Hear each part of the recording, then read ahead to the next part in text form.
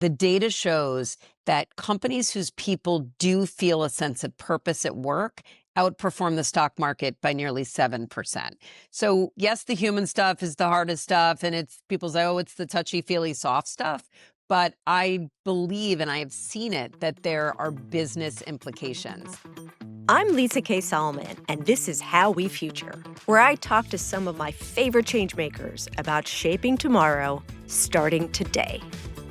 Work has changed a lot in the last few years. Where we work, how we work, who we work with, almost all of it is foundationally different.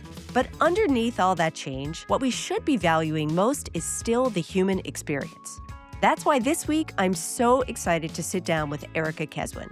Erica is a best-selling author and workplace strategist who helps leaders and organizations figure out what it means to be human at work, especially in the era of AI. In our conversation, Erica shares the personal moment that launched her work, why technology isn't necessarily the villain, and how small intentional choices can radically change how people feel and perform at work. This episode is an invitation to slow down just enough to notice the humans in the system, including yourself, and to rethink what leadership really asks of us right now. Let's jump in with Erica Keswin. Erica Keswin, I'm so excited to invite you to How We Future. Well, thanks for the invitation. I'm so excited. So you've been doing this work for over 25 years. You've written what I call the human-centered leadership trilogy. Bring Your Human to Work, Rituals Roadmap, The Retention Revolution, all of them focused on actionable, practical ways that we can make choices that help others do their best work. I call that design, and I also call that leadership. How did you get into this work? Wow. It will take me back. I'll share one story that really got me sort of on this path. I mean, my background's always been in that intersection of business and psychology, and I've worked in the human capital space, human resources, executive recruiting. But specifically, the research on bringing your human to work and human connection really stems from something that happened to me over a period of 10 years. And the way that I think about it is in 1998, I was engaged to my now husband, Jeff, who you know, and Jeff invited me to join him at a conference in Bermuda. And I said, well, I'd love to go, but I can't because I'm saving all our vacation days for our honeymoon. But then I remember that I'd just gotten this device called a BlackBerry, which would allow me to work from anywhere. So I went and we had a great time and I was really productive. I was sitting on the beach and I, true story, remember saying to myself out loud, I can't believe this is my life. This technology is so cool. That was sort of moment one, 1998. 10 years later, it's 2008. I still have my BlackBerry, which, yes, shows my age. But I had also added an iPhone, which had just come out. So now I'm walking around with two phones. I have 3 kids and all the craziness that comes with that. And there was a day in contrast, my phones are ringing and pinging and ringing and pinging. And in contrast to that blissful moment in Bermuda 10 years earlier, when I was sitting peacefully by myself, I said out loud again, but a little differently, I can't believe this is my life. And it was those two moments juxtaposed that set me on this journey to begin to think about, how do we find what I call the sweet spot between tech and connect? How do we leverage the technology for all of its greatness? And it's awesome, right? We're sitting here, we're doing a podcast, we're using podcast technology. You're in San Francisco, I presume. I'm in Florida. The technology is great. We're looking at each other. I feel like I'm with you in the room. I'd rather be with you, but this is sort of second best.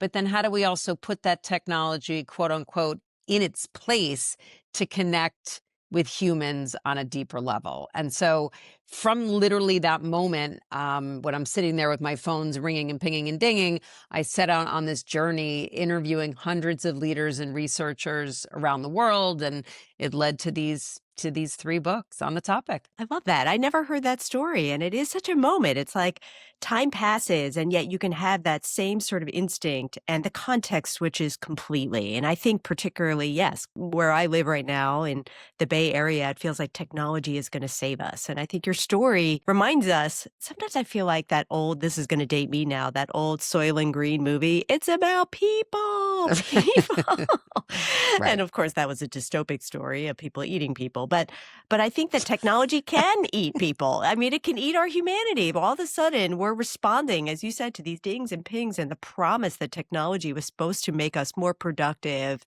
to allow us to have better returns. And yet your research suggests that when you invest in the humans, that's one of the best business strategies that you can do. It's not just Yeah. the technology. It's really about honoring how humans can use them. And that requires an appreciation for psychology, for the emotional intelligence, for where it sits within the context of their work.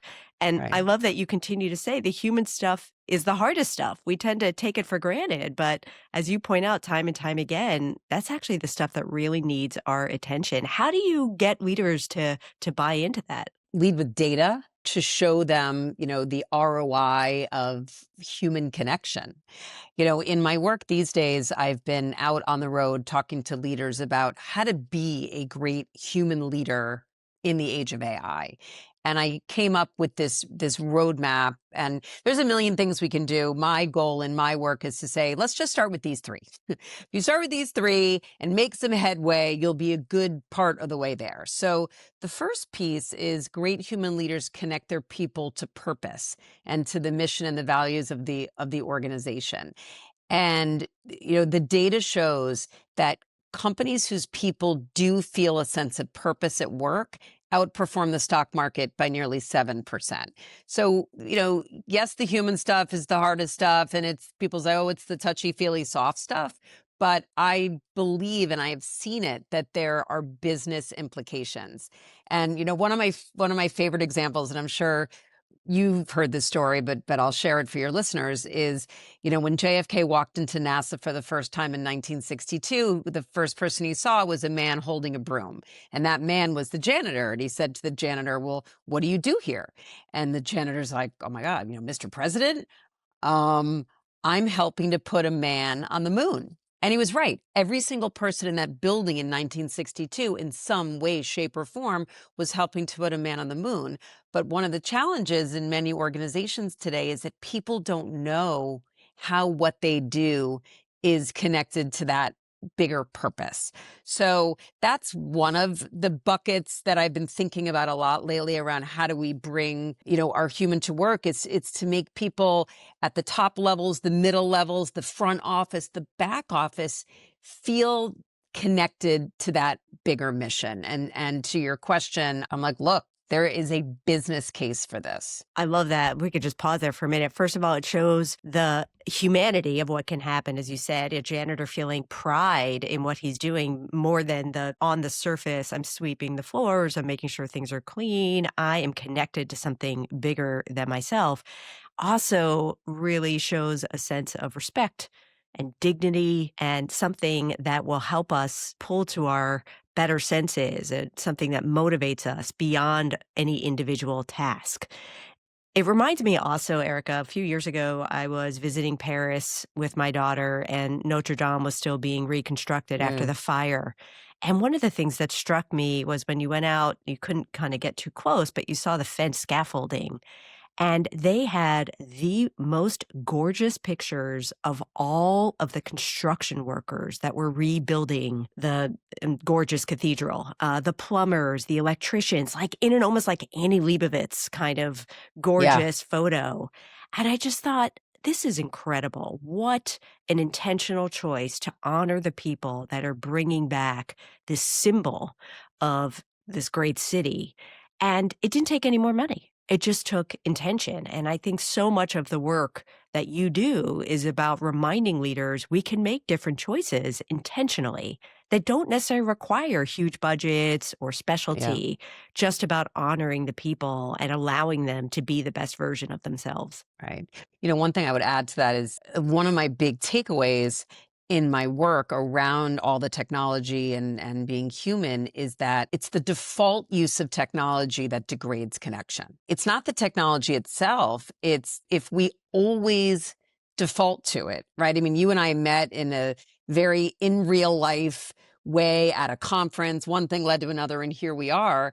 But for the rest of our lives, if we only texted or emailed or even met, virtually and seeing each other like we're doing now, I do believe the relationship, it begins to degrade. Like you need those moments of in real life. And so that to me, it's like we need to stop defaulting, which is another way of saying what you just said, which is we need to be intentional around how, when, where, why we connect. I love that. I've been thinking a lot lately about the power of human conversation and connection. And something that I came to when I was researching my book about conversations, the more human the conversation, the more human the response. And I think you're right. If you think about how all this technology has narrowed the way that we communicate, we've lost that holistic connection. And one of the other things that I remember doing research on is that the emotion that we can feel when we connect to each other can actually make us better decision makers. I mean, so much of, at least what I learned in business school, was like keep emotion out of the boardroom. And sure, unchecked emotion can be unhelpful, but we are human. We are not robots, right? That emotion is a source of data, whether we're feeling nervous or fearful or excited. And if there's ways to incorporate it, and being in person allows us to get a wider range of those data inputs, I think is really, really valuable. Yeah, no, 100%. Okay, so that's one. Yeah, so that's the first bucket. The second bucket is great human leaders connect people with others, which is increasingly hard in this hybrid world. And one of the things I share in my keynote, it sort of gives me a chuckle, is I'll say to people like that have come from all over, let's say to be at a conference, I'll say, all right, you just took trains, planes, and automobiles to get here. You checked in, you got your badge, you got your swag bag, you filled up your water bottle, and you are ready to take this conference by storm.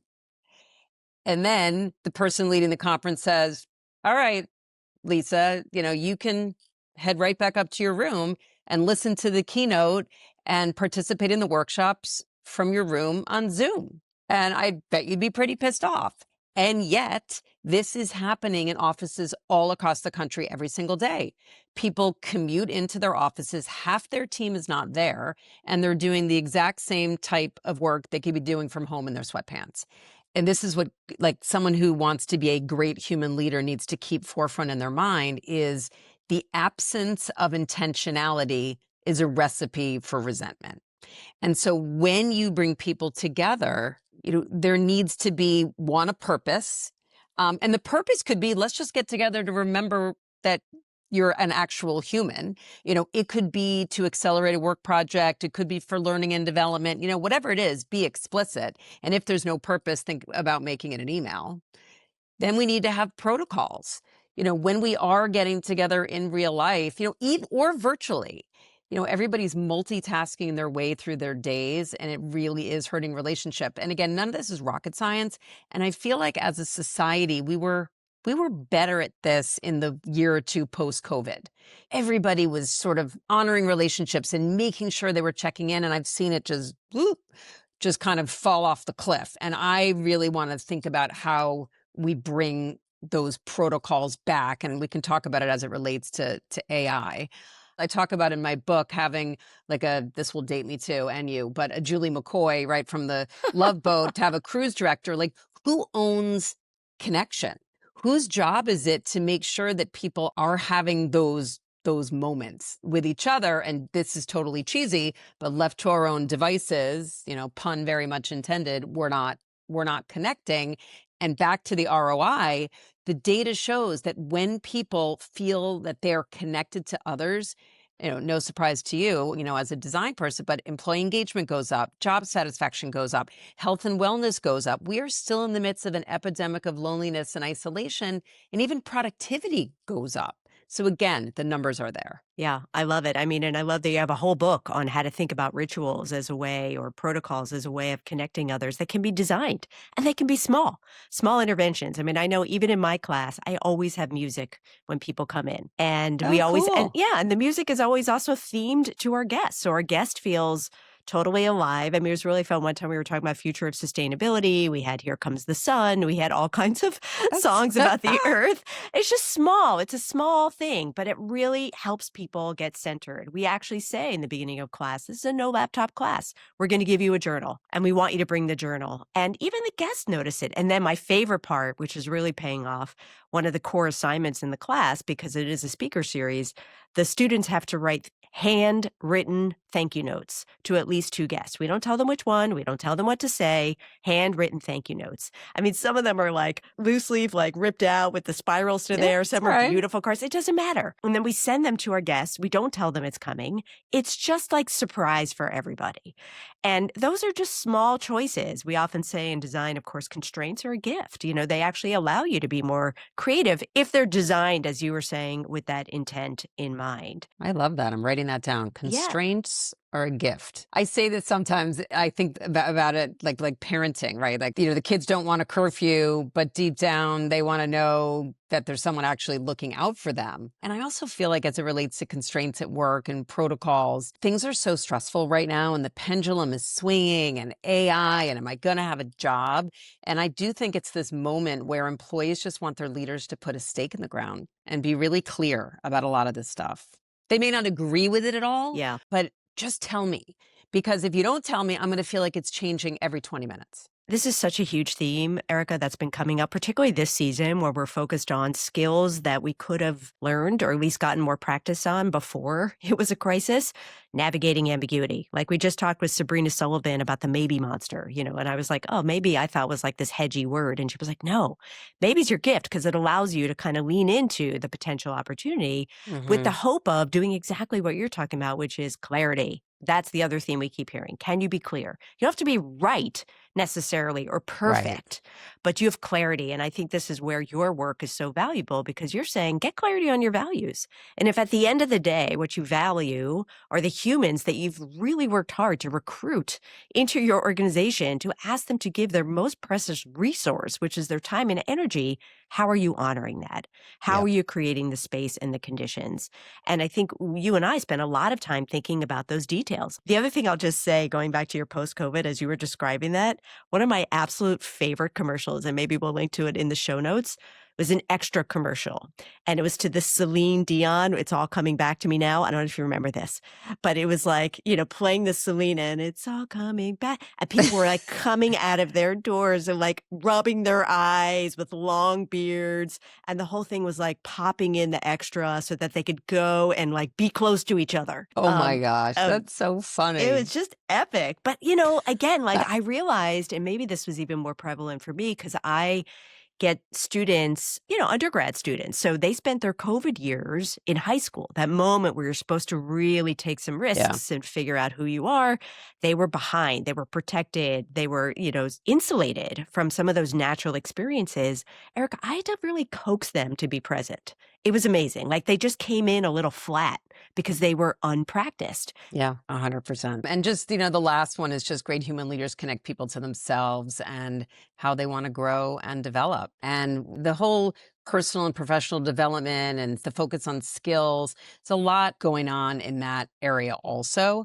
And what I think about as it relates to AI is that there's been a lot of interesting articles recently about AI and empathy, but we're asking employees to take a leap of faith and gain these new skills and potentially be training their replacement. And so much of bringing your human to work sort of in this third bucket right now is, I think it's very difficult, or I know it's very difficult to roll out AI and all of this new stuff in the absence of trust and in the absence of transparency. And a recent article even went beyond that and said that if there isn't that sense of empathy within the organization, they're seeing employees almost oppose and begin to think about sabotaging a company's AI strategy. So it's the skill piece. I mean, we're only seeing the beginning of how companies are thinking about this. Oh, it's so nuanced. It's so complex. That's exactly right. I mean, for the first time, we're really seeing the knowledge worker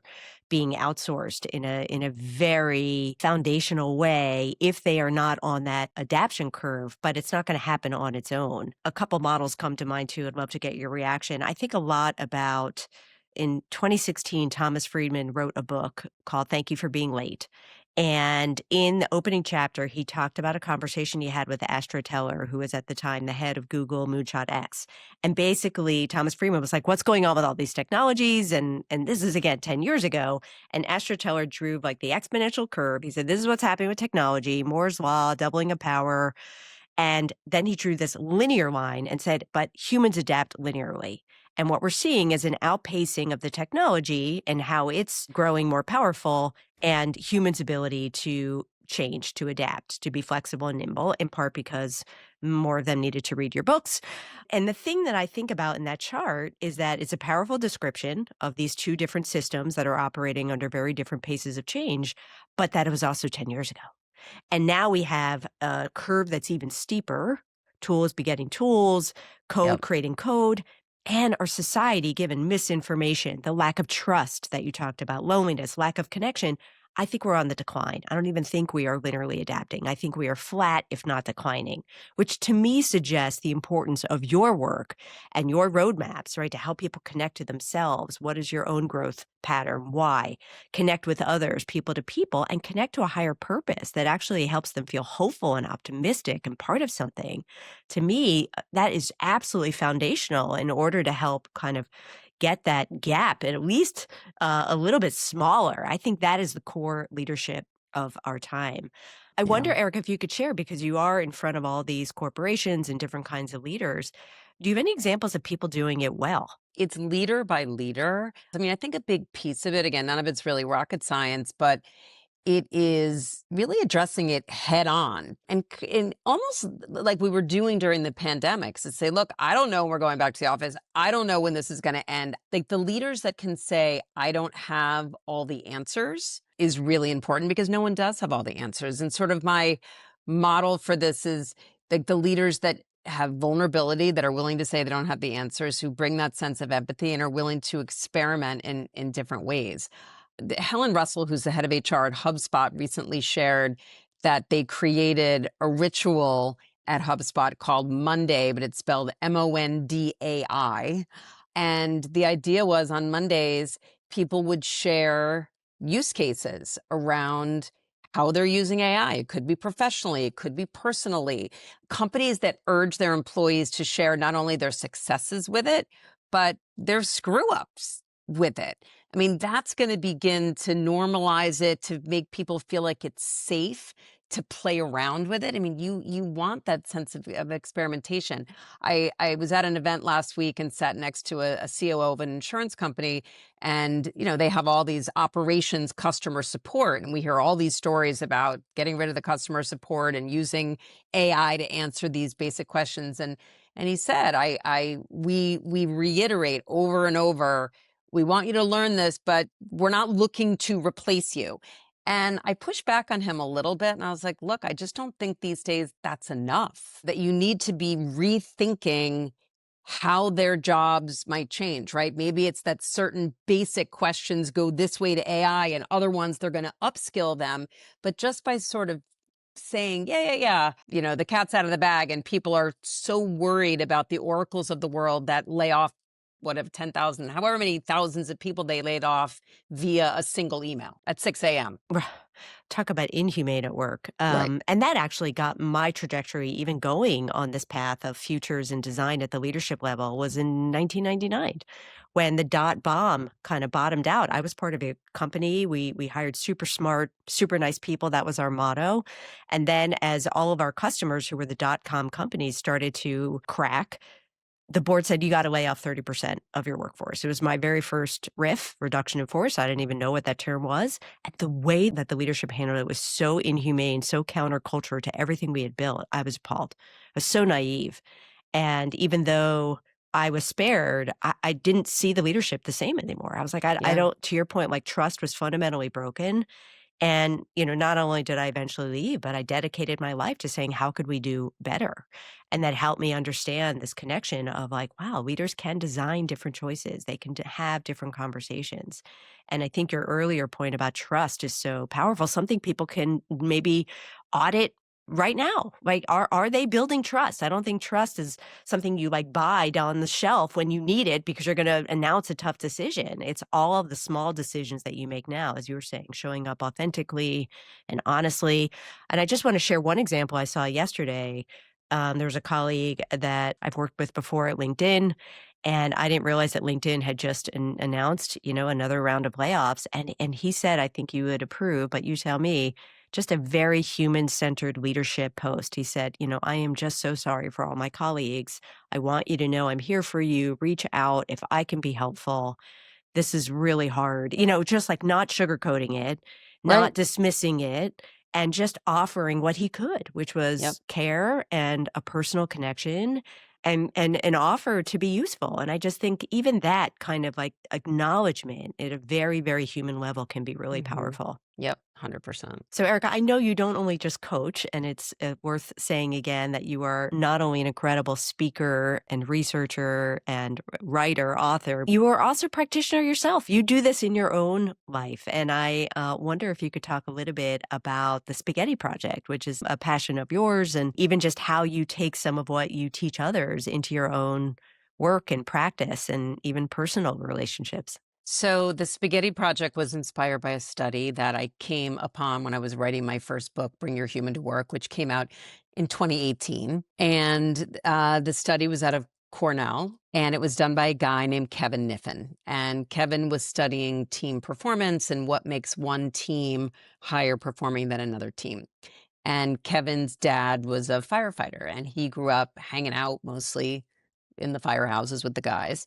And that's who he decided to study as part of his PhD.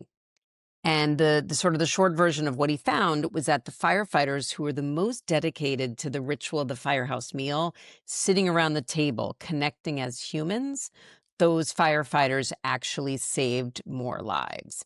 And so what he found was that there was a correlation between human connection and bottom line performance, which at the time I knew that intuitively, but then there was data and science and this study to back it up. I was sort of over the moon. And when, I interviewed a lot of firefighters and heard their stories and heard, I said, what does this mean in practice? And because, if you ever watch TV shows or movies about firefighters, their stereotypical go-to meal in the firehouse is spaghetti. And so I launched the Spaghetti Project, which is a platform that shares the science and stories of connection at work. So I host dinners or lunches, and we have spaghetti. Sometimes I hosted one in my apartment and our gas wasn't working, so we substituted sushi, but the idea was the same. And so it's something that I think about a lot and use it as a vehicle to bring people together. Again, amazing. We have to eat. It's a meal, but yet why not do it together? Why not do it with a communal dish, comfort food, something that brings us together? Sometimes there's an agenda, sometimes there isn't. Just to be together is just so powerful. And I love how you model that in all facets of your life. I know you spend a lot of time in particular mentoring young women to support them, bring them together over a spaghetti project. Can you talk a little bit about some of that work and why it's so important? Yeah, I mean, I do with all different groups of people, but I feel like, when you bring people together, groups of young women, one of the questions I often ask at the Spaghetti Project events is I ask everyone to go around and just share one thing that they could use help with from the group. And, sometimes it's work related. Sometimes it's, we're going on a vacation and do you have a good travel age? It doesn't matter what it is. And I'm the note taker. And, after the meal, we'll reconnect people and hopefully it just builds on itself and it gives people a network. I also think that women, we often don't ask for things. We're sort of taking care of the world, trying to help everybody else. So it pushes people. And it's funny, sometimes people are so uncomfortable. I have to say something like, you all are willing to help me. I'm always the helper. And so that I have found it's even more meaningful, with groups of women. The other group that I've gotten involved with, and I know you and I share a passion for sports and high level athletics. I started to get involved in the Olympics when I was at a dinner and had no idea that in our country, our US athletes get no federal funding. And when they're competing, 57% of them make less than $50,000 a year. And so I started volunteering and getting involved from a career perspective, trying to help the athletes figure out, what are their transferable skills? What might they do when they retire? Many of them are really overwhelmed and even depressed, sort of coming down off that high of that Olympic, experience. And I created something called the Women's Circle, where we bring female athletes and, ultimately try to raise awareness and money. More and more women are having kids and then going back to compete, and they can't afford childcare, or we have to raise money to, ship their breast milk back from, some other country. I mean, there's just so many things that people don't think about. So those events have been great because, again, it's under the umbrella of great things happen when women connect. And people build all kinds of relationships as part of these. I love both of those examples, Erica, because I think it is, again, modeling your own human at work and in life. And I think people sometimes overlook the power of both listening and caring, like what's going on, what you need help with, and then the ability to connect. And these are things that you can do that create outsized value for people. And it just requires being aware, like I often talk about with some of my colleagues, that we are all the heroes of our own story, that we forget, like, how could we be helpful to someone if we just listen, ask a question? Sometimes it's a small thing. Sometimes even just helping people feel seen about what they need help with is like extraordinary as an opener. Wait, what's you say? Like, what? You want to help me? And then the gift of help. Incredible, incredible. And I know the research suggests that giving can be a huge source of your own personal resilience and your own personal sense of meaning and connection that often gets overlooked. We can all learn to do that. And I love that you're doing that in these different ways, and even bringing attention, going back to the athletes. Here are these athletes that do incredible things. We celebrate them when we see them perform, but pausing to say, what did it take to get there? What obstacles did they overcome? And as you're saying, like asking a few questions to realize we are one of the only countries that does not provide some of the foundational support for these athletes to represent their country. So, really we have an opportunity to think wider about what it means to support such a celebrated part of, Yeah. our cycles of life. Yeah. As we sort of near the end of our time, and I just always love learning from you, what are some just practical things, like when people get you on the side after a big note, they're like, okay, Erica, this all sounds great. Like, what's one or two things that I could like start to do immediately? Yeah, that's a great question. A big issue right now, and I don't think there's an easy answer. Maybe you've seen some of this in your work, but I wouldn't think 6 years post-COVID that a lot of companies are still struggling with this idea of, return to office, and do we make it a mandate, and how do we do it, and do you make exceptions, and you want to be all things to all people. So I think that's an ongoing struggle. How do you do it? And my response to them goes back to that absence of intentionality is a recipe for resentment. If you work for an organization and you're bringing people together a couple days a week, and you would probably have thoughts on this on a design perspective. And I say to them, it's not that you need to have activities and connections and all this stuff all day long, but it's to be strategic about how people are spending their time together on those days, that the connecting is the work, that you don't have to feel like you're sort of wasting time doing that it's built in. So whether it's a team meeting, a meeting, your one-on-one, a lunch and learn, giving back to your local community and having a service day once a month, whatever that is, I'm always looking for great examples of companies that are figuring out ways to think about that. And it's funny when we talk about it, I get sometimes a lot of eye rolls going, oh, are we still talking about it? But so many people are still thinking about it. It's just not going away. It's hard. It is really hard to do it well. And again, you're the design person. Like, maybe we can do it together. Try to begin to figure this thing out. Because what is sad to me is so many companies are saying, I'm too tired of trying to figure it out. Basically, screw it. We're all going back. And that is not the right answer, in my opinion. The technology is amazing. We don't have to be in the office 5 days a week, 24/7. But people are really burned out trying to figure it out. Yeah. No, it's a great question. And I think partly, as you said, they might have been thinking about it in the wrong way, more about compliance, like, are you here, button seat, versus Right. what do you get? What is the joy? At the D school, I will say we also have a bit of a fluid policy, but we're asked to come in a few days a week. And what happens to us, in part, we're very, very creative culture. The spontaneous connections are unbelievable. So I often think, particularly as you were saying in a conference, and maybe it's too much to do on a weekly basis, but I always think about like really breaking things down to like when the day is done, what has happened? Like, what are you talking about? What are you thinking about? What are you still remembering? I certainly thought about that with my class, right? Whether it's the song or, the question or an exchange that happened, that was memorable. And then sometimes I even put like a quantified component to it. Like, sometimes when I'm designing a conference, I say 3, 2, 1, right? I want you to have, 3 things you're excited to explore or questions that are live with you, 2 people you're excited to follow up with in some capacity, and 1 thing you're ready to try.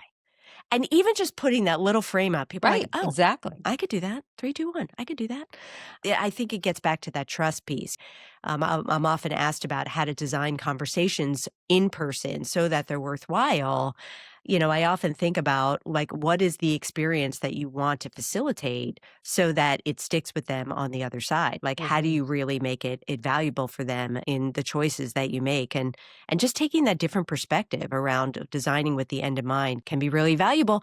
And over time, this is the thing, you'll develop a reputation. Oh, I don't want to miss Erica's meeting. Right. But really thinking about it as a sense of responsibility, and that then builds the trust. Yeah. Anyway, Erica, is there anything that you're particularly excited about, or for folks that are listening that want to learn more about your work, where should they go? They can go to my website, which is just my name, ericakeswin.com, and my books are on there. I have a relatively new speaker reel. You get a sense of the kinds of things that I talk about. These days I'm really trying to think about, it's almost going back to my very first book, 6+ years ago, Bring Your Human to Work. And what does that look like in the age of AI? And I'm really trying to dig into, what is my own point of view on what that looks like. Well, I just really want to thank you not only for joining us today on How We Future, but for all the work that you're doing. I just feel like you are a tireless advocate for the human spirit. The way you show up, the energy that you bring. I want to encourage everyone listening to also sign up for your amazing newsletter.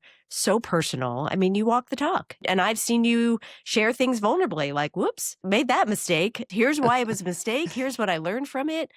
But so valuable, a tireless champion, so generous. And thank you for joining us. Well, thanks for having me, and I'll see you in real life in a month or so. I can't wait. I love Erica's thoughts on connection and how it doesn't have to disappear just because of technology. We just have to be intentional about maintaining it. So here's something concrete to try this week. Choose one moment where people are already together. A meeting, a team lunch, a class, even a family dinner. And make the connection the point, not the background. Name why you're together. Put the phones away. Ask one question that helps people feel seen and heard, not evaluated. And if you learned something from this episode, I'd love to hear it. Leave a comment and visit our Substack at the link in the show notes. Thanks for listening. I'm Lisa K. Solomon, and I'll see you next week.